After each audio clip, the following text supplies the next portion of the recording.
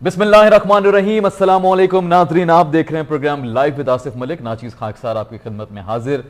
हफ्ते का पहला दिन है और इस पहले दिन को ज़रा मैं कनेक्ट करूंगा हफ्ते के आखिरी दिन से, जो कि था जुम्मा, जिसमें हमने बात की थी तहरीक तालिबान पाकिस्तान के हवाले से। कुछ खबरें आई थी जिसके अंदर पाकिस्तानी हुकूमत अफगानिस्तान में जो है सिराजुद्दीन हक्कानी साहब जो उसको मीडिएट कर रहे हैं, और कुछ गुफ्तगू चल रही है, कुछ सीज़ फायर की बात चल रही है। इसके ऊपर हमने प्रोग्राम किया था और उम्मीद नहीं थी, सोचा नहीं था कि सिर्फ 2 दिन बाद ही हमारे विफाकी वजीर जनाब फवाद चौधरी साहब जो है मीडिया ब्रीफिंग में बता देंगे, इंकशाफ करेंगे, तहलका खेज इंकशाफ करेंगे कि जो मुज़ाकरात हैं शायद वो कामयाब हो चुके हैं और एक सीज़ फायर मुकम्मल तौर पर वो अभी अमल में आने वाला है। ये उन्होंने बड़ा क्लियरली और वाज़ेह अल्फाज में कहा है। अब इसके बैकग्राउंड स्टोरी क्या है? बहुत सारी खबरें, क्योंकि मीडिया से जिस तरह कुछ खबरें हम तक पहुंची थी कि शायद नूर वली साहब जो कि तहरीक तालिबान पाकिस्तान के लीडर हैं, क्योंकि बहुत सारे धड़ हैं, कुछ धड़ उनको सपोर्ट करते। तो आज मकसद ये होगा बात करने का कि वाकई ही एक तो इस हवाले से क्या हम अश्योरिटी रखें कि हमारा जो मुआहिदा है वह हो चुका है, पाकिस्तान के खिलाफ कोई भी, खासतौर पर अफगानिस्तान की सरजमीन और वैसे भी पाकिस्तान की सरजमीन के ऊपर कोई कार्रवाई नहीं की जाएगी। इस बात की गारंटी कौन लेगा? क्योंकि बहुत सारे ऐसे धड़ हैं जो अभी भी शायद इस डील का हिस्सा ना हो या हो। मेरी नाक़िस अकल शायद ये नहीं जानती, लेकिन एक क्वेश्चन मार्क है जिसके ऊपर हम जानने की कोशिश करेंगे। इसके साथ साथ और कुछ मौज़ूआत हैं। खालिस्तान के हवाले से मूवमेंट जोर पकड़ गई है इंग्लैंड में, उस हवाले से काफ़ी गहमा गहमी है, इंडिया परेशान है, मोदी परेशान है। उसकी बैकग्राउंड स्टोरी भी आपको बताऊंगा, लेकिन वो साथ साथ ब्रेक के बाद मौजूद मेहमानों से उसकी तरफ चलेंगे। लेकिन फिलहाल हम प्रोग्राम का आगाज करेंगे आज के इस बड़ी जो हॉट स्टोरी है। सबसे पहले मेरे ख्याल में वीक की टॉप स्टोरी, उससे हम स्टार्ट करते हैं। मेरे साथ बहुत ही मुअज़्ज़िज़ रिटायर्ड लेफ्टिनेंट जनरल साहब अमजद शुएब साहब मौजूद हैं, उनसे मैं आगाज करूंगा। सर अस्सलाम वालेकुम। वालेकुम अस्सलाम। अब सर बहुत शुक्रिया आपने ज्वाइन किया। It's always a pleasure having you on the show. अच्छा लगता है जब फैक्ट्स एंड फिगर्स आप बताते हैं। Sir I would say a very big breakthrough. हमने सोचा नहीं था कि इतनी जल्दी खबर आ जाएगी कि टीटीपी के साथ हमारे मुज़ाकरात कामयाब हो चुके हैं, कोई सीज़ फायर हो चुकी है। इसकी जरा actual story, on ground reality sir please आवाम के साथ शेयर कीजिएगा। बिस्मिल्लाहिर्रहमानिर्रहीम। देखिए, ये जो सीज फायर हुई अभी ये 1 महीने के लिए है और अभी तक कोई एग्रीमेंट एज सच नहीं है। Right sir. ये इब्तदान की गई है कि आप 1 महीने के लिए सीज फायर करें और कॉन्फिडेंस बिल्डिंग के लिए बाज टीटीपी के बाज लोग जो यहाँ पे अरेस्टेड हैं उनको छोड़ा जाएगा। ठीक है। उन्होंने 5-6 अपने लीडर्स का मुतालबा किया था जो हुकूमत ने नहीं माना, लेकिन उनके कुछ ऑर्डिनरी फुट सोल्जर्स हैं जिनको छोड़ दिया जाएगा। और वो एक आप कह लीजिए कि कॉन्फिडेंस बिल्डिंग के लिए। उसके बाद बाकी मुज़ाकरात होंगे। कहने को तो फवाद चौधरी साहब ने जो अपनी प्रेस कॉन्फ्रेंस की बात की उसमें उन्होंने कहा कि आईन और कानून के दायरे में रहते हुए मुज़ाकरात होंगे, लेकिन बड़ा एक डाइसी सा किस्सा है, ये बाद में पता चलेगा कि हुकूमत ने कानून में रहते हुए अपनी गवर्नमेंट की रियासत कितनी कायम रखी है, क्योंकि रिट का कायम रहना भी जरूरी है और उसमें बहुत सारे इश्यूज आ जाते हैं। अब यहाँ पे अभी तक देखिए कि इसके ऊपर एहतजाज भी है। आर्मी पब्लिक स्कूल के पेरेंट्स बच्चों के वो मुजाहरे करते रहे हैं और उन्होंने प्ले कार्ड्स वगैरह उठाए हुए थे, वो इसकी मुखालफत करते रहे हैं। और एक लिहाज से वो भी सच्चे हैं, वो ये कहते हैं कि जनाब हमारे प्यारे वापस तो ला नहीं सकते, लेकिन कम से कम हमें इंसाफ तो लेके दें। तो वो अपनी जगह पे एक इशू है। फिर ये है कि ये लोग जब अगर इनको माफी मिलती है तो इस बात की कोई गारंटी नहीं कि इनके दोबारा ताल्लुकात रवाबत जो है वो होस्टाइल इंटेलिजेंस एजेंसी से दोबारा कायम नहीं होंगे। इस बात की क्या गारंटी है? ये गारंटी बहुत बड़ा इशू है सर। हाँ, ये तो जीते ही उन्हीं के पैसे पे थे और आज अगर वो रास्ता बंद हो जाए तो पाकिस्तान तो नहीं इनको को पैसे देने लगा कि वो उस तरह की अमाउंट से इनको मिलनी शुरू हो जो ये ऐसी लगी हुई फंडिंग और तमाम तर चीजें। और बिल्कुल सही कह रहे हैं। फिर उसके बाद ये भी एक इशू है कि यहाँ पे ये हो सकता है साल खामोश रहें, कुछ पता न चले और अंडरग्राउंड काम करते रहें और अपनी सफों में मजीद लोगों को भर्ती करते रहें, कल को ज्यादा मजबूत होकर सामने आ जाए आपके। राइट सर, ठीक हो गया सर। मैं आपकी तरफ वापस आता हूँ, मजीद मेरे पास सवाल होंगे। पैनल में हमें ज्वाइन किया है मुजाहिद बरेलवी साहब ने, बहुत सीनियर हमारे मौजूद मेहमान भी हैं और खासतौर पर सियासत में बड़ी गहरी निगाह रखते हैं, सीनियर सहाफ़ी हैं। सर अस्सलाम वालेकुम। बरेलवी साहब, आफ्टर लॉन्ग टाइम आपसे बात हो रही है, लेकिन मौजू बहुत तहलका खेज है। खतरनाक खबर मिली है, खतरनाक तो नहीं कह सकते लेकिन उसका तयन ऐसे कर लें कि एक्सपेक्ट नहीं किया था कि इतनी जल्दी इस तरह का कोई आउटकम निकल आएगा। इस पे फ्राइडे को बात कर रहे थे जबकि, लेकिन मंडे को इस पे दोबारा बात करनी पड़ेगी, एटलीस्ट मैंने एक्सपेक्ट नहीं किया था इस तरह की खबर, वो भी बराह रास्त आके उन्होंने फरमा दिया फवाद चौधरी साहब ने। आप सर पहले बताएं, टीटीपी के साथ मुज़ाकरात को, सीज फायर को कैसे देखते हैं, क्या गारंटी है, हो पाएगा नहीं हो पाएगा, कोई ड्रॉबैक्स भी हैं या सब आपको पॉजिटिव नजर आ रहा है? एक तो आप ये लोग ध्यान में रख के, मैं आमतौर पर जैसे मैं कराची वाला हूँ, हो सकता है आप कहेंगे भाई एमसीएम वाल के बारे में बात करो। अच्छा। यहाँ एक प्रॉब्लम ये हो गई है कि लोग कोयटा ही नहीं गए, बलुचिस्तान के बारे में करते हैं, पेशावर गए नहीं, यूनान के बारे में करते हैं। लेकिन इसके बावजूद कि मेरा जो नजरियाती फिक्री जो भी साफियां था, मैं 1979 में जब रूसी फौजें आई थी तो मैं काबुल में था जी। और मैंने उस वक्त देखा था। फिर 1989 में मैं काबुल में था जब डॉक्टर नजीब की गवर्नमेंट आई थी कम्युनिस्टों की। उसके बाद मैं 2011 में भी सब गया था। कहने का मतलब ये है कि मैं अफगानिस्तान के एक तालिब इल्म के हैसियत से सियासत को फॉलो करता रहा हूँ। आज जो ये जो हमें खबर अचानक मिली कि जी ये जो इनको एक्सेप्ट किया गया, मैं आपको ये भी बताता चलूँ कि हालिया दिनों में जब हमें बाद में बांग्लादेश जाने का हुआ इत्तेफाक ढाका में, और हम प्रेस क्लब में काफी मिलते थे, और हम उन लोगों में थे जो हबीब जालिब, शायर हबीब जालिब के साथ थे, और उन पंजाब के उन लोगों के साथ जिन्होंने कहा था कि ये फौजकशी मत करो बंगाल में, मोहब्बत गोलियों से बो रहे हो, वतन का चेहरा खून से गिरो। फिर भी हमसे कहते थे पहले माफी मांगो। तो मैंने उन बंगाली साथियों से ये कहा भाई मैं माफी क्यों मांगू, मैं कोई फौजकशी में शामिल थोड़ी था। मैं तो कह रहा ये गलत इक़दाम है। मेरा कहने का मकसद ये है कि इस वक्त जो हमें आज ये इंकशाफ हुआ, और मैं तो समझ रहा था कि इस यानी आज में दो तहरीकों कॉलम लब्बैक, इसके बारे में बात नहीं करूंगा, इसको कॉलम से हटाया, इसको हटा दिया, और आप आज ये कहने हैं कि हमारे मुज़ाकरात काबुल के जरिए जारी थे। एक तो मैं बिल्कुल अभी तक इस बात पर, मैंने कहा ना इसको फिर ये कहूंगा, पंजाबी तालिबान, पाकिस्तानी तालिबान, अफगानी तालिबान, ये सब एक हैं। ठीक है। और इन्होंने ये इनके सरपरस्त से आला हमेशा रहे Osama bin Laden, al Qaeda. Technicality में नहीं जाऊंगा, हमें सब पता है, सब ये बातें ना करें हमसे। ये आज एक मेजर आमिर जो है ना, पता नहीं कहाँ का है, जो जिसका भाई था हमें पढ़ाता है, ये कभी हमीद गुल का वो साथी होता था, कभी क्या था, बिल्ला क्या नाम था उसका, ब्रिगेडियर इम्तियाज बिल्ला, उसका वो होता था। ये सब एक गठजोड़ बना हुआ था। ये लोग थे जिन्होंने यहाँ पर जो प्रोग्रेसिव पॉलिटिक्स को खत्म करने के लिए इन बाहर के लोगों को ले आए। इन्हें पता लगे यहाँ जमात इस्लामी हो या मजहबी तंजीमें, इनको पाकिस्तान के अवाम फॉलोअर नहीं करते, कभी इन्हें 4 वोट नहीं देते, इनके एमएनए नहीं आते, एमपी ने। कहने का मकसद ये जो इस वक्त पीटीआई ने जो कहा है कि हम इनसे मुज़ाकरात कर रहे थे, काबुल के जरिए कर रहे थे, ने माना, और आज पे सवाल उठेगा। ये तो हमसे कहा जाता था कि पहले आप माफी मांगे, पहले आप माफी मांगे, ठीक है, कि आपने हमारे 50,000 लोगों को मारा, हमारी इमाम बारगाहों को मारा। हो सकता है माफी मांग रहे हो सर, नहीं, हो सकता है ये मुस्लिम खान, एहसान खान ये कहेंगे कि इन्होंने आर्मी पब्लिक स्कूल के पर जिम्मेदारी कबूल की। क्या ये जिम्मेदारी कबूल करेंगे कि इन्होंने वार्डन पे जो हमला कर रहे थे लोगों को मारे, तो कबूल की? हत्या के और तो और सॉरी टू से यहाँ बेचारे एक्सप्रेस कराची टीवी में 2 कैमरामैनों को मारा, उसकी भी जिम्मेदारी कबूल कर रहा था एक तालिबान का नुमाइंदा, उसकी तरदीद नहीं हुई। बाद में ये कहते नहीं हमें नहीं पता।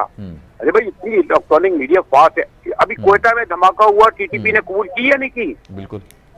काबुल में जब गवर्नमेंट आने के बाद इन तालिबान की, तो जब तालिबान से पूछा गया, ज़बीहुल्लाह मुजाहिद कहता है वो पाकिस्तानी तालिबान। चले सर, आपको लग रहा है ठीक है हमने अभी माफी मंगवानी चाहिए थी, नहीं करना चाहिए था, इसका और बेहतर सोल्यूशन क्या हो सकता था आपकी निगाह में? या आप बताइए ना, जब हमने उनके तर्जमान अफगान तालिबान से पूछा जो मुज़ाकरात में शामिल हैं कि कोयटा में धमाका हुआ है जिसकी जिम्मेदारी टीटीपी ने कबूल की है, कहता हमारा क्या उनसे ताल्लुक?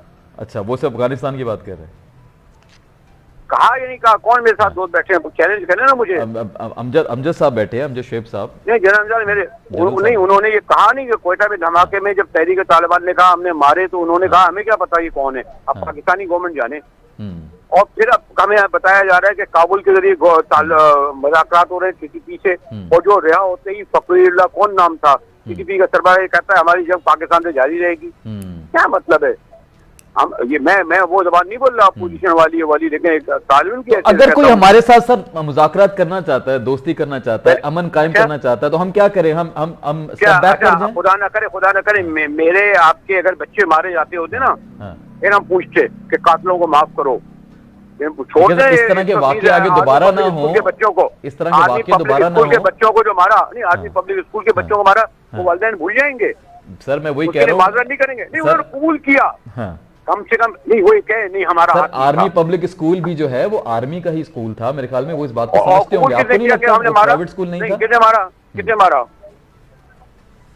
मुशर्रफ खान ने कबूल किया था या नहीं किया था? वो तो कबूल किया ना, वो तो जिम्मेदारी ले ली थी फिर उन्होंने। उसको लाके ये एहसानुल्लाह खान ने करा या नहीं करा? वो ठीक हो माजरत ना करे। गया। मैं इसके ऊपर मैं इसके ऊपर जनरल साहब का कमेंट ले लेता हूं ना। जनरल साहब सर क्या कहेंगे इसके ऊपर? ये पूरे वाकयात, वही बात आ जाएगी सामने कि इतने सारे वाकयात हुए, 50,000 लोगों को मारा, अब हम उनके साथ दोस्ती करने जा रहे हैं, इस तरह का मुआहिदा करने जा रहे हैं, तो इसका बैकलैश भी हो सकता है। How do you see this? मैं जरा देखिए बात ये है कि एक तरफ हुकूमत की अपनी मजबूरियां, दूसरी तरफ जो लोगों के मुतालबात हैं वो बिल्कुल सच्चे और दुरुस्त हैं। ये जो नबी साहब बात कर रहे हैं ये दुरुस्त है। कि मैंने पहले भी कहा कि आर्मी पब्लिक स्कूल के लोग जो हैं वो रोते हैं, वो यही कहते हैं कि अगर आप हमारे प्यारे नहीं ला सकेंगे लेकिन कम से कम इंसाफ तो दे दीजिए। वो बात दुरुस्त है, लेकिन यहाँ जो जमीनी हकायक है ना वो बड़े मुख्तलिफ हैं। यहाँ के एक वक्त में हमने देखा कि आपने मिलिट्री कोर्ट्स बनाए इसलिए कि आप इनको सजाएं देना चाहते थे। ठीक है, बिल्कुल ऐसा ही है, और दी भी सजाएं, दी भी। उसका तो बेड़ा गर्क हुआ पड़ा था। तो उस वक्त भी पार्लियामेंट में बाद लोगों ने टसवे बहाए कि जनाब ये फौजी अदालतें कहां से आ गई, और उसके नतीजे में ये एक्सटेंड होते साल एक्सटेंड करते 2-3 साल में ये खत्म हो गया। आज मिलिट्री कोर्ट्स आपके नहीं है, पार्लियामेंट नहीं बनाते, और जो आपके सिविल कोर्ट्स हैं उनका ये हाल है कि मिलिट्री कोर्ट से सजाएं दी हुई उनको छोड़ देते हैं। 230 के करीब केसेस जो पेशावर हाई कोर्ट में मिलिट्री कोर्ट के केसेस गए रिव्यू के लिए जी सर, उनमें से आधे से ज्यादा बरी कर दिए जिनको सजाए मौत और ये किस्सा था। उनमें आर्मी पब्लिक स्कूल वाले भी वो फैसिलिटेटर 2-3 थे उसमें शामिल। तो आर्मी स्कूल वालों को तो चाहिए धरना देना है तो जाके पेशावर हाई कोर्ट के बाहर दें, इधर किधर आप टकरे मारिए तो सजाएं देते थे। अब ना मिलिट्री अदालतों से आपको तवक्को है, और खुदा ना खास्ता ना करे अगर कोई आर्मी पब्लिक स्कूल वाकया दोबारा हो जाता तो आप अपने लोगों को क्या जवाब देंगे? मेरा कंसर्न छोटा सा यही है, मेरा कंसर्न यही है, आपने क्यों गवाया? सो दोनों तरफ से आर्गुमेंट्स मौजूद हैं। हुकूमत कोई आसान फैसला नहीं करने जा रही, आर्गुमेंट दोनों तरफ से मौजूद हैं, और ये बड़ा मुश्किल फैसला है। इसमें हुकूमत को पार्लियामेंट को साथ लेना होगा, पार्लियामेंट में जाके बातचीत होनी होगी और सबकी राय लेके कौमी फैसला होगा। अगर हुकूमत कर लेगी तो ये मुश्किल में फंस जाएंगे। और उसका फवाद चौधरी साहब की बातों से क्या लगा आपको? वो लेंगे सबको कॉन्फिडेंस में, पार्लियामेंट जाएंगे? आपको कुछ इशारा मिला उससे? कह तो रहे थे वैसे थोड़ा सा। मैं जो बात कर रहा हूँ ये पार्लियामेंट में जाने का ना सोचें, क्योंकि इनकी सोच ऐसी है, लेकिन ये फैसला होना चाहिए कौमी।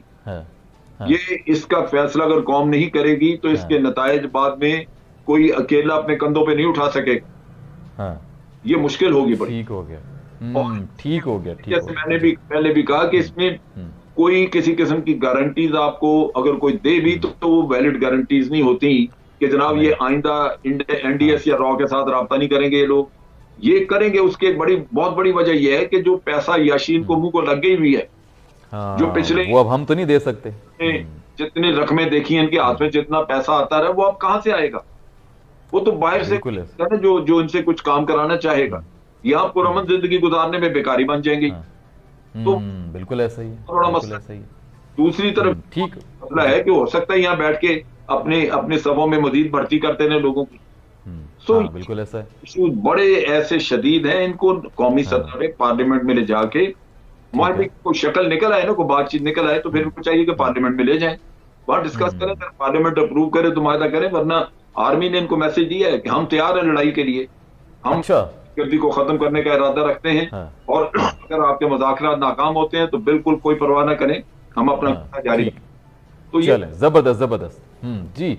मुजाहिद साहब, सर आपने सुना, पूरी बात सुनी आपने, डिटेल में उन्होंने बताया। एक तो जनरल साहब नासिर मेरे काबिल एहतराम है। जी बिल्कुल। बल्कि ये जिस प्रोग्राम में ये नाबी हों, यानी मेरे साथ नाबी हो, तभी मैं जो गाइडलाइन देता हूँ, तो ये जो आखिरी बात बिल्कुल वजह तौर पर दुरुस्त कही।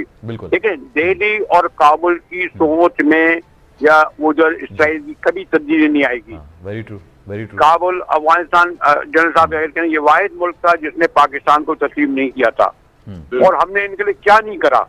ये जो अफगान मेंटेलिटी थी ना, ये जो अपने को एक बालातर समझते हैं कि हमने अंग्रेजों को शिकस्त दी, ये भी एक कभी जनरल साहब के साथ बात होगी कि इन्होंने कभी शिकस्त, कभी लड़ाई नहीं है। अफगान कभी नहीं लड़े, ये ऐसी बात है। ये रूसियों के असर से लड़े नहीं सर, ये अमरीकियों के असर से लड़े। अभी ये पाकिस्तानी हमारे सो कॉल्ड जो है ना, ये हमीद गुल वगैरह, इनसे लड़े, ये उसामा बिन पैसों से लड़े, इन्होंने कभी लड़े ही नहीं। मुझे बताएं कि पूरी जंग में पाकिस्तानी ज्यादा मारे गए, अफगान कितने मुजाहिद, अच्छा एक बताइए जनरल साहब से पूछें जी जी, कितने अफगान मुजाहिदीन जो है इस पूरी वॉर में शहीद हुए, कितने तालिबान क़यादत के लोग मारे गए? कोई भी नहीं, कोई भी नहीं। कितने अल-कायदा के लोग मारे गए? ये बेचारे इस्तेमाल करते हैं मजहब के नाम पर आम अफगानों, पाकिस्तानियों, पश्तूनों को। बताए ना मुझे, सब बुरानी रब्बानी जिंदा है, गुलबदीन काबुल में बैठा हुआ याशी कर रहा है, फना सैफ वहां बैठा हुआ है, वो में एक मेजर सो कॉल पैदा हो गया है कहीं, वो बड़ा आमिर क्या नाम है उसका, जो अपने को पता नहीं कहता था, वो हमीद गुल वगैरह, उसके बेटे सब आला औलाद जिंदा हैं, वो बादशाह खान की पूरी औलाद जिंदा है। कहने मतलब ये कि ये हम लोगों को बेचारे गरीब पश्तूनों को, गरीब अफगानों को झोंकते रहे इन जंगों में। और ये काबुल दिल्ली की एक सोच है, ना उन पे एतबार करेंगे ना हम इन पे एतबार करेंगे।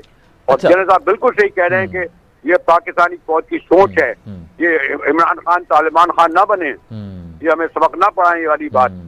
सर एक बड़ा इंपॉर्टेंट सवाल यहाँ पे, आपके घरों में अगर जनाजे उठते ना, फिर हम देखते कैसे बात करते हैं। बिल्कुल आप सही कह रहे हैं। अच्छा एक और इंपॉर्टेंट सवाल है सर, बिकॉज नुक्ता तो हमने हर तरफ से कवर करने की कोशिश करनी है।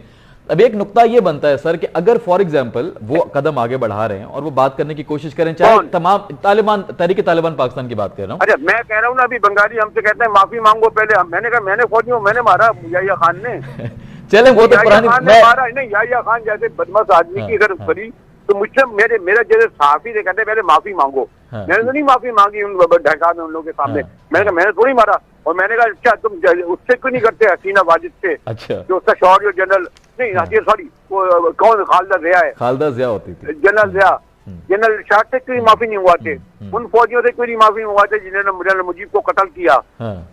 उन फौजियों वो तो बहुत नहीं, हम तो कहते हैं ना, हम तो कहते हैं ना, नहीं आज जो ये लोग कहते हैं कि जी पहले जब तक तहरीक तालिबान पाकिस्तान या अफगानिस्तान, ये पंजाबी एक तो मैं कहता हूँ सब एक हैं, पंजाबी अफगानी पाकिस्तानी तालिबान सब एक हैं, जब तक ये माफी माजरत नहीं मांगे और उन लोगों को हमारे हवाले नहीं करेंगे, मुस्लिम खान, एहसान खान जो भी खान है कि इन लोगों ने मारा और खुदमारी कबूल की, वो सब तो मैं समझता हूँ ये ठीक है। लेकिन जनरल साहब का पॉइंट भी तो है ना सर, चले मैं ये पॉइंट इस तरह रख देता हूँ, वो ये कह रहे हैं कि अगर अभी हमने नहीं किया और कल को अल्लाह ना करे इस तरह का कोई वाकया दोबारा हो जाता है, फिर हुकूमत पे ब्लेम नहीं आएगा, वो तो दोस्ती करना चाह रहे थे आपसे, फंस गए, आज बैठे हैं ना काबुल में, अब उनके पीछे पड़ गई IS, हर जुम्मे को एक धमाका होता है, वो तो सर जगह तंग हो रही है उनके ऊपर, इंतकाम उनको इंतकाम दिया जा रहा है, जगह तंग हो रही है। इन्होंने जो दरगाह हक्कानियों ने जो मदरसे बनाए थे खुद के हमला आवरों के, ये इनके ऊपर इनकी ये खुद शिकार होंगे इनका।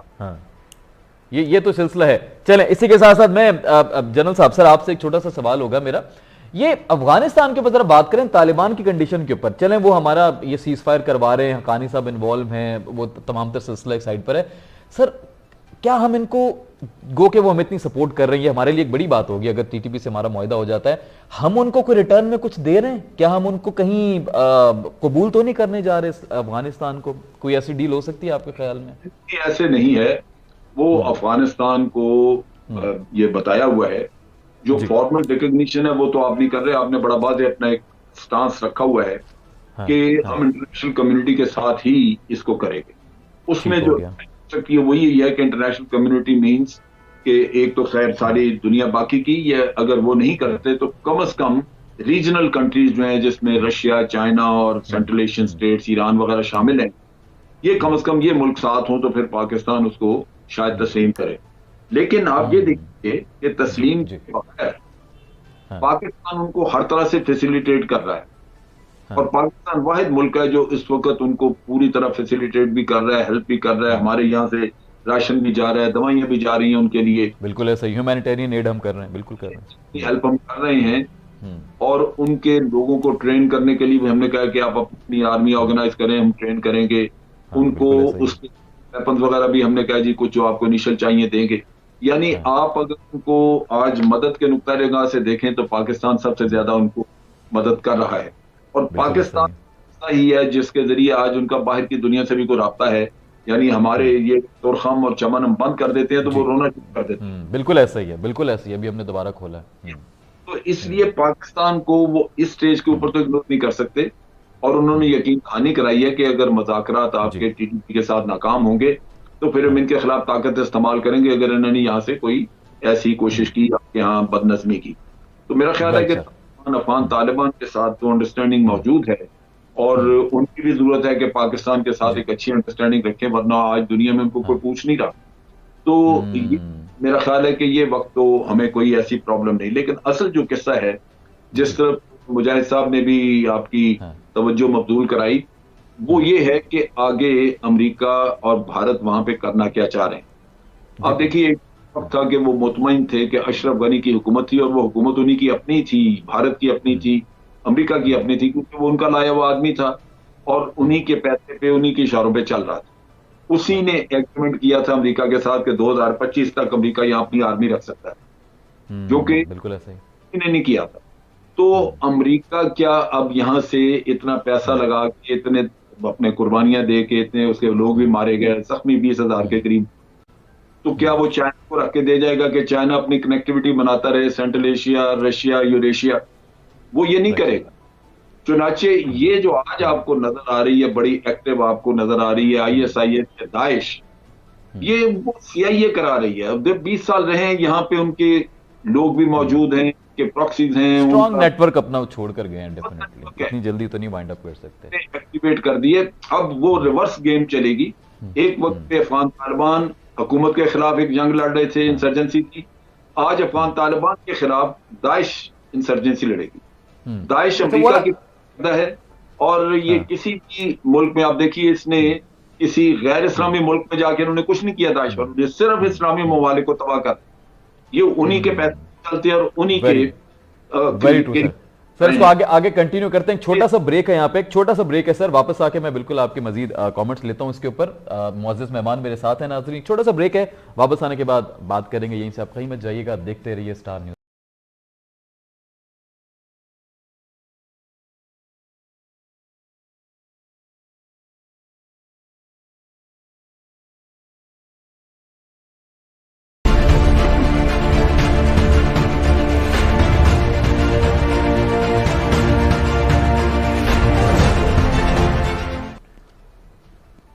जी नाजरीन, वेलकम बैक। लौट कर वापस आ चुके हैं, आप देख रहे हैं स्टार न्यूज़। नाचीज़ खाकसार, आसिफ मलिक आपके साथ। नाजरीन, मुअज़्ज़िज़ मेहमान मेरे साथ हैं और बात हो रही थी अफगानिस्तान की सूरत हाल के ऊपर भी। साथ साथ डेफिनेटली जब भी मौजू ज़ेर बहस आता है तो कोशिश होती है कि उस सूरत हाल के ऊपर हम बात करें।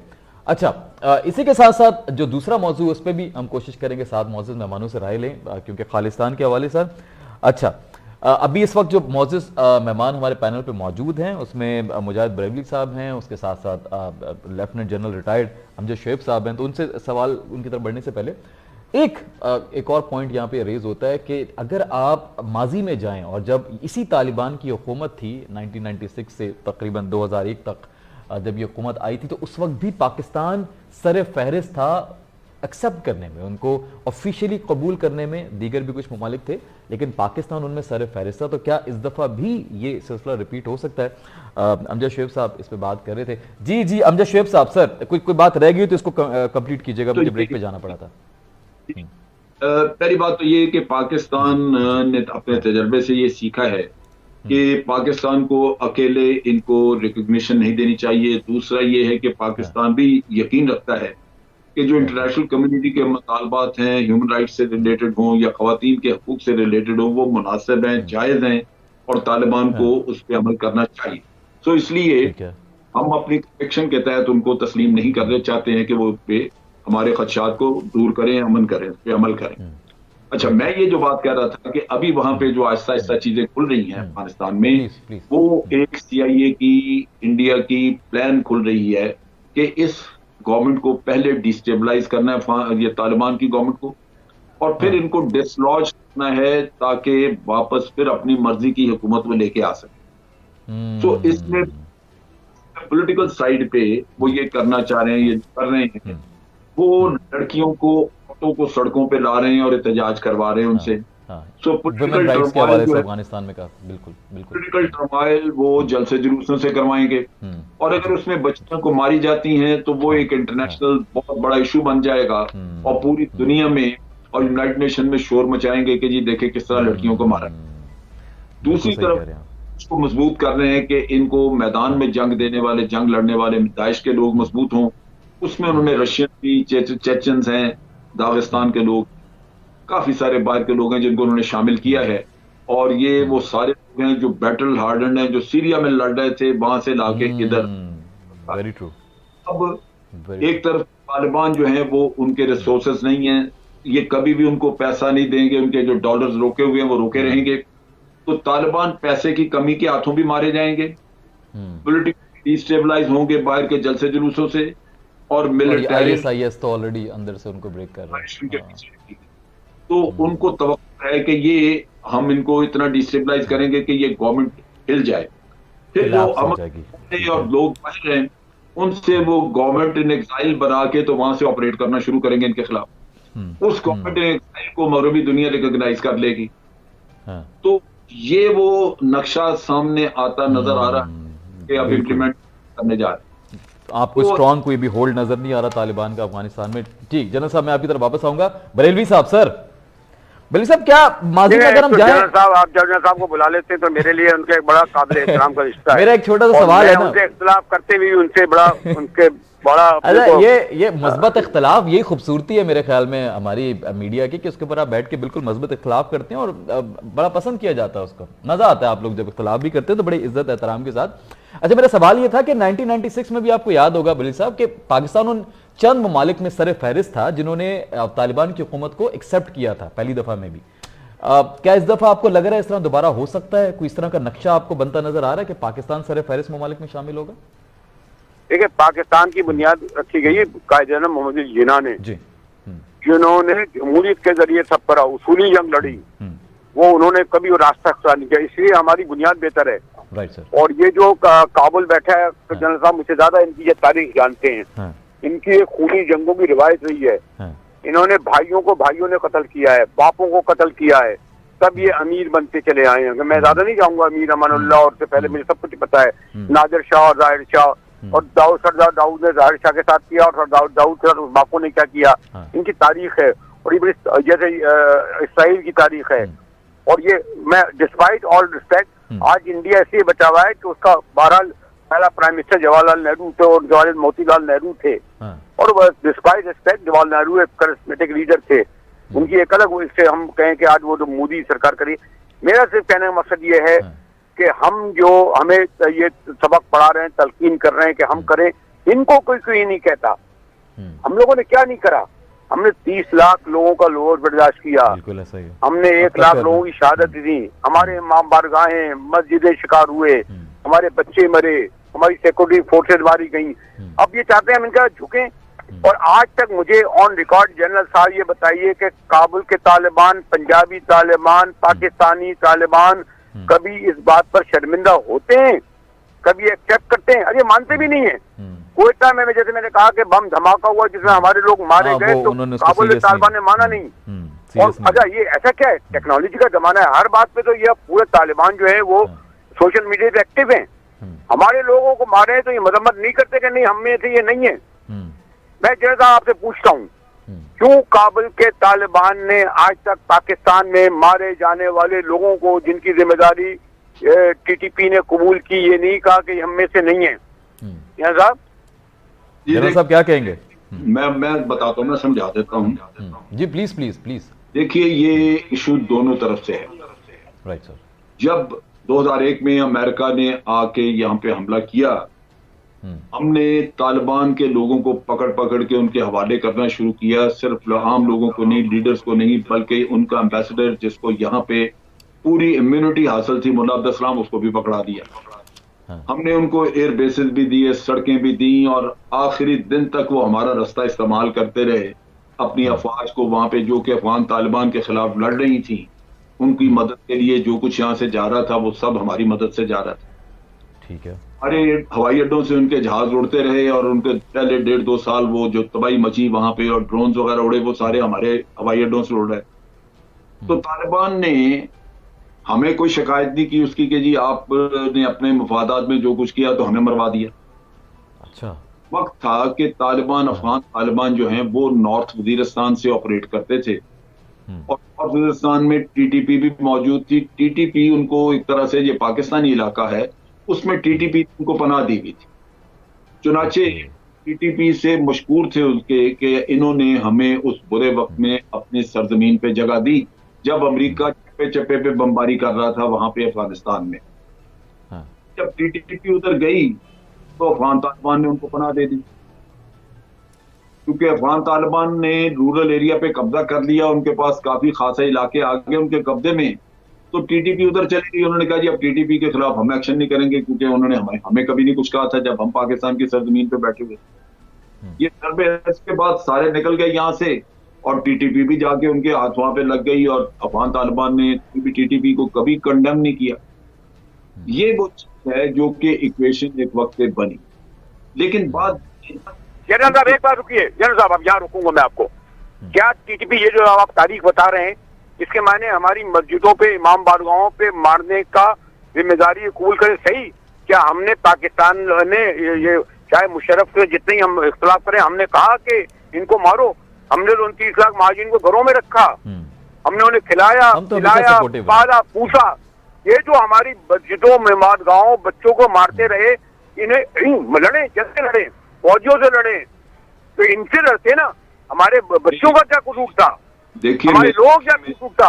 वो ऑर्डिनेंस फैक्ट्री के लोगों को मारा, मस्जिदों को मारा, इमाम बारगाहों को मारा, स्कूलों के बच्चों को मारा। जनरल साहब जवाब दे रहे हैं, आप ये कह रहे हैं कि बदला ले रहे हैं, जनरल साहब जवाब बदला लेना, जनरल साहब जवाब बच्चों को मारे, मुशर्रफ को मारे। जी जी जनरल साहब, जी जनरल साहब, ये बदला लेने वाली बात अगर उसने यू टर्न लिया था, उसने अगर ये किया था इन लोगों के साथ, ये बरेली साहब बता रहे हैं, किया था, मैंने नहीं किया था हवाले, आपके फौजियों ने किया था मेरे हवाले। जनरल साहब बता रहे हैं। जी सर।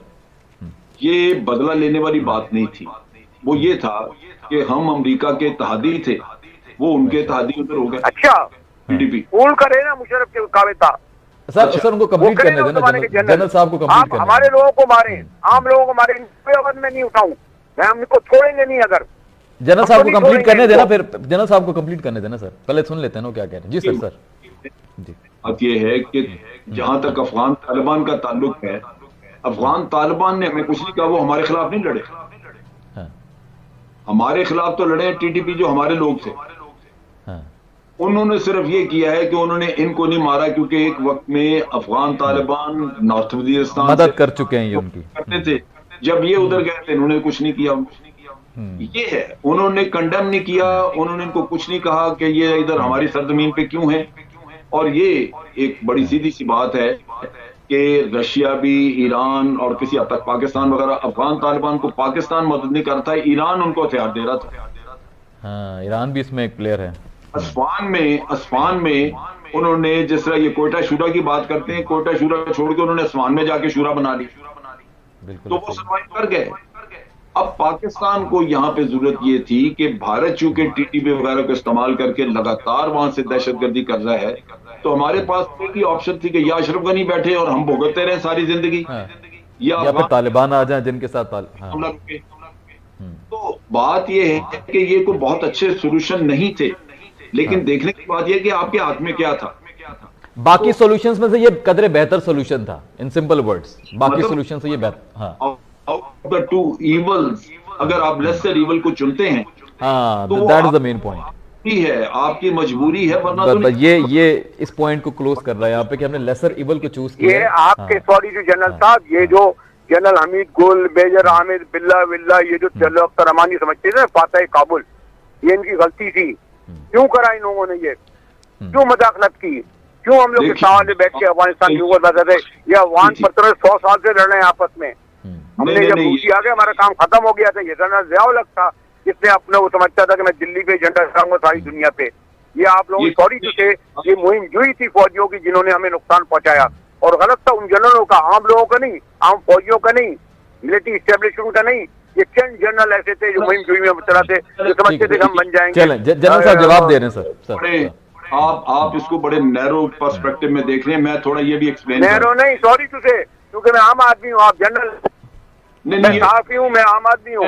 आप जनरल इसलिए कर रहे हैं, मैं नैरो देख रहा हूँ, आप अपर देख रहे हैं। आपकी मेरी सोच में पता वो किस सेंस में नैरो कह रहे हैं जनरल साहब डिफाइन कर देते हैं ना सर, किस सेंस में? नहीं, मुझे ये ना बताएं, मैं भी काबुल 40 साल से हूँ, मैं भी काबुल अफगानिस्तान जानता हूँ, मैं भी सब जगह के जनरल डॉक्टर नजीब से भी मिला हूँ, तराकी से भी मिला हूँ। नहीं, आपका पॉइंट सर रिसीव हो गया ना, जनरल साहब जवाब दे रहे हैं। सोच है, आपकी अपर सोच है। जनरल साहब जवाब दे रहे हैं ना, पॉइंट रिसीव कर लिया। रिस्पेक्ट करता हूँ जनरल साहब की, मेरे काबिल एहतराम है, मैंने बार बार कहा है, लेकिन अगर मेरी नैरो सोच है, इनकी अपर सोच है, क्योंकि ये फौजी जनरल है, मुजाहिद बल्लवी नहीं, नैरो उस सेंस में नैरो नहीं कह रहे हैं, वो पर्सपेक्टिव की बात करें। जी सर ब्रॉडर एस्पेक्ट में आप कुछ बात कर रहे थे। तो मैं सुनाऊं, बात करूं? नहीं प्लीज सर, करें प्लीज, दोनों बहुत मुअज़्ज़िज़ हैं, प्लीज। वो ये है कि 1971 में भारत के साथ सोवियत यूनियन ने 20 साल का मुआहदा किया, जिसे सिक्योरिटी और फ्रेंडशिप का मुआहदा कहा गया, जिसके तहत 1971 में उन्होंने जंग में पूरी मदद करके पाकिस्तान को शिकस्त करवाई। अब इसके थोड़े अरसे के बाद खान अब्दुल वली खान जाते हैं, इंदिरा गांधी को मिलते हैं, और वो ये कहते हैं कि जनाब आपने बांग्लादेश तो बनवा दिया, मेहरबानी करें ये हमारा पख्तूनिस्तान भी बनवा दें। ये मेरे पास किताब पड़ी है रॉ के चीफ की लिखी हुई, जिसमें सवा नंबर 20 के ऊपर ये सारी तफसील उसने दी हुई है। ठीक है। खबर हमें मिलती है कि जनाब अब पख्तूनिस्तान का किस्सा रशिया के साथ मिलकर अफगानिस्तान की सरजमीन से ये काम होने लगा। दूसरी तरफ उन्होंने जीए सिंध का वो जो जीएम सैयद होता था उसको उन्होंने लाइन अप किया, और जहां डेजर्ट के अंदर से ऊंटों से वो हथियार भेजते रहे, जो बाद में पता चला कि जनाब जीए सिंध की उसने सिंधु देश बनाने के लिए हथियार वहां पे जमा कर लिए लोगों ने। किसी के सरदार को पैसे खिलाएं तो वहां पे काम शुरू हो जाता है। हमें पता था कि रशिया जो सोवियत यूनियन ये इंडिया के साथ है और ये उनके लिए काम करेगा, क्योंकि ताल्लुकात हैं, देरपा ताल्लुकात। 77 में ये सारी चीजें सामने आ रही हैं, और 1971 में 6 साल पहले आधा पाकिस्तान हुआ है। आपने कहा कि अब अगर रशिया इधर आता है तो पाकिस्तान टुकड़े हुए। हमारे पास कोई चारा नहीं था कि हम जाके रशिया पाकिस्तान में ना रोकते। आप क्या बात कर रहे हैं? ये इंटेलिजेंस रिपोर्ट मेरे पास किताबें पढ़ी हैं इनकी। बड़ी खान के वहां पे ये काम करता रहा, स्वीडन में जाके मुलाकातें की उसने, स्वीडन में, क्योंकि रॉ को यहां पे पाकिस्तान लंदन में हमारी एम्बेसी मॉनिटर कर रही थी, पहली मीटिंग उन्होंने लंदन में की। उसके बाद तय पाया कि रॉ का चीफ उनको जाके स्वीडन में मिला करेगा। ये स्वीडन में जाके मिलता रहा बड़ी खान। पाकिस्तान भाई गद्दारों से भरा पड़ा। आप क्या कहते हैं? जीएम सैयद हथियार ले लेके इन्होंने वहां पे सिंधु देश बनाने का काम किया हुआ था। अगर अफगानिस्तान में जाके ज़ियाउल हक ये काम ना करता, रोकता, तो आज पाकिस्तान 4 टुकड़ों में पड़ा होता। आपको आप ये पर्सपेक्टिव सारा डेवलप करें, सोचें, पढ़ें इसकी दाएं बाएं की चीजें, आपको पता लगे कि पाकिस्तान की जंग लड़ी गई अफगानिस्तान में। ठीक हो गया सर, मुझे क्लोज करना है थोड़ा खालिस्तान पे। नहीं, वली खान रुकिए, अब मेरी सुने ना। वली खान, अच्छा सुनिए, कौन था वली खान?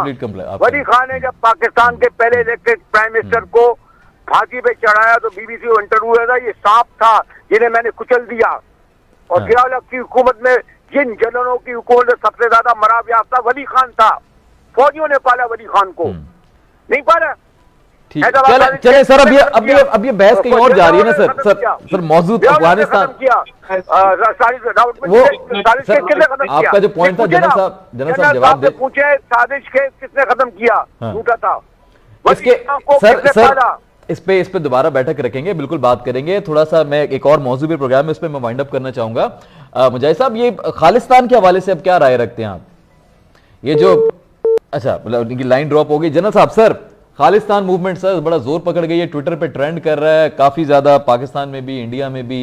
इसकी बैकग्राउंड स्टोरी भी बिल्कुल आपको मालूम है। कनाडा में केस किया गया था कि पाकिस्तान का प्रोजेक्ट है खालिस्तान, जिसको बाद में वो गलत साबित हुआ और वो झूठे करार पाए, लेकिन उसके बावजूद ये एक आंसर पाया जाता है कि शायद पाकिस्तान सपोर्ट कर रहा है खालिस्तान की मूवमेंट को। और अभी भी लंदन में जो कुछ हो रहा है वो पाकिस्तान सब वहां पे करवा रहा है। 31 अक्टूबर को फर्स्ट वोटिंग हुई थी, आज सेकंड वोटिंग हुई है। 30,000 सिख उस वक्त आए थे वोट करने, आज 10,000 आए हैं, तो 40,000 लोग जो लंदन में लग रहा है जी वो भी पाकिस्तान कर रहा है। देखिए, इनसे तो सवाल पूछा चाहिए कि जो उन्होंने ऑपरेशन ब्लू स्टार किया था, जो उनका होलीएस्ट प्लेस, उनका जो गोल्डन टेम्पल अमृतसर का, गोल्डन टेम्पल, बिल्कुल, वो पाकिस्तान ने हमला किया था जाके। आपने हजारों सिख बच्चे और औरतें मार दी। Very true. क्या पाकिस्तान ने जाके मारी थी वो? आपने बम्बारमेंट की, कभी किसी होली श्राइन के ऊपर बम्बारमेंट होती है? मारे अल्लाह ना करे, खुदा ना खास्ता मस्जिद नबी का, खाना काबा, ये वो हम जाने दे देंगे वहां पे? कभी ये काम नहीं होने देंगे। सिख वहां पे जाने दे रहा था। फिर आप देखिए कि इंदिरा गांधी मारी गई।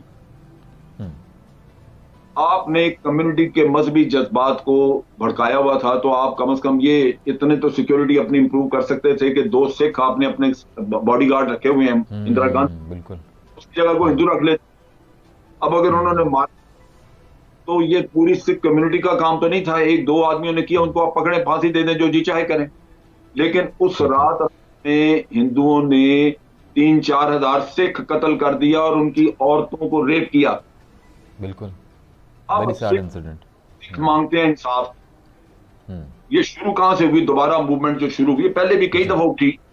पहले भी उठी और ये कभी आगे बढ़ नहीं सकी, रुक जाती। सिखों ने कहा कि भारत में जितने ये कातिल हैं सब बरी कर दिए इन्होंने। ठीक है। जिस तरह आप देखिए कि आपकी बाबरी मस्जिद वाला बरी हो गया, जितने लिंचिंग के केस थे, जितने आपने वो 200 जो हजारों लोग मार दिए इन्होंने। जितनी भी अकलियतें हैं उनके खिलाफ ऐसा ही चल रहा है। बिल्कुल आप सही कह रहे हैं, कोई केस नहीं फॉरवर्ड हुआ। गुजरात के कातिल पकड़े हुए, उनके इतराफी बयानात, और जनाब उनको सबको छोड़ दिया। तो जिस मुल्क में इंसाफ नहीं, आपके साथ जुल्म भी हो, आपको इंसाफ भी ना मिले, तो आप अलहदा वतन नहीं मांगे तो और क्या करेंगे? मैं तो अपील करूंगा मुसलमानों को वहां पे कि खुदा के बंदे आइंदा नस्लों को महफूज करो। जो नफरतें मोदी ने वहां पे बो दी हैं, उसके बाद तो आपकी जिल्लत ही जिल्लत आपके लिए रह क्या गया? अगले दिन गुड़गांव में जुमा की नमाज नहीं पढ़ने दी लोगों को मैदान में। बिल्कुल ऐसा ही है। पढ़ रहे थे कि लोगों को डंडे मार के वहां से भगा दिया। आपको सर क्या लगता है कि खालिस्तान हुकूमत, खालिस्तान जो तहरीक है, ये आखिरी सवाल भी है, वाइंड अप भी करना है, खालिस्तान तहरीक के नाकाम होने में बार बार क्या वजूहात हैं सर? क्यों कामयाब नहीं हो पाती है? देखिए, बात यह है कि सिख कम्युनिटी जो भारत के अंदर मौजूद है, वो अपने तौर पे शायद उतनी मुतहर्रक नहीं हुई जितनी अभी। तो वहां पे भी भारत के अंदर भी मुजाहरे हुए हैं, काफी हुए हैं। बिल्कुल ऐसा ही। लेकिन ये जो अभी मूवमेंट है, ये इसका एक नया रुख है। इंग्लैंड और कनाडा में पुरअमन और जमहूरी तरीका है कि आप रेफरेंडम करा रहे हैं। बिल्कुल ऐसे ही। पूरी दुनिया में कोई उनको ना रोक सकता है, ना बुरा कह सकता है, बल्कि इसकी वजह से कि इखलाकी दबाव आएगा भारत पे। इस वजह से वो आ चुका है, आ चुका है। इस ये परेशान जी मोदी ने उस दिन जब लंदन में हुआ, ये बोरिस के साथ वो जिक्र कर चुके हैं इसका में था। इसने बोरिस जॉनसन से शिकायत की। That's the point. ये एक पुरअमन मामला है, जमहूरी मामला है। हमने आयरलैंड में कराया था, हम इनको बिल्कुल ऐसा ही। और फिर उसने ये भी कहा कि जनाब, जो आप अकलियतों के साथ जो कुछ आप वहां पे कर रहे हैं, असल चीज वो है जिसके बारे में आपको सोचना चाहिए।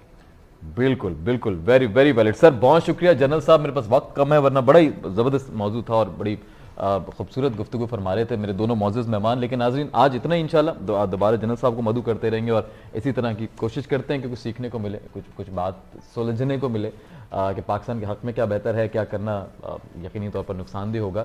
लेकिन यकीनी तौर पर ये वक्त के साथ साथ तमाम तर चीज़ें चलती रही। आज के लिए इतना, इंशाल्लाह कल आपसे होगी मुलाकात रात 10 बजे।